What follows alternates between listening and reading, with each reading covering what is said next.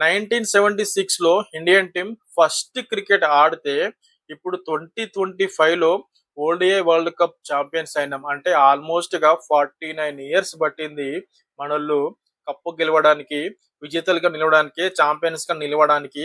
ఒక్కసారి ఈ జర్నీ చూస్తే ప్రతి ఒక్కరు కూడా ఇన్స్పైర్ అవ్వాల్సిందే. ఎందుకంటే ఈ సిచ్యువేషన్స్లలో, ఈ జర్నీలో చాలా మంది కూడా చాలా మాటలు అంటుంటారు. ఎందుకనంటే ఒకటి కాదు, రెండు కాదు, మూడు కాదు, 49 సంవత్సరాలు ఎన్నో మాటలు, ఎన్నో బాధలు, ఎన్నో అవమానాలు కూడా పడుంటారు. మన ఇండియన్ ఉమెన్స్ నిజంగా వాళ్ళ కష్టం, వాళ్ళ హార్డ్ వర్క్, వాళ్ళ కన్సిస్టెన్సీ నిజంగా ఈ రోజు వాళ్ళు విన్ అయిన విధానం చూస్తుంటే, ఒక్కొక్కరు ఆడిన ఆ తీరును చూస్తా ఉంటుంటే నిజంగా ప్రతి ఒక్కరి కళ్ళల్లో కూడా ఆ ఆనందం, ప్రతి ఒక్కరి కళ్ళల్లో కూడా ఆ ఆనంద బాష్పాలు. గ్రౌండ్ లోనే కాదు, చాలా మంది క్రికెట్ చూస్తున్న వాళ్ళందరూ కూడా చాలా ఎమోషనల్ గా ఫీల్ అయ్యారు.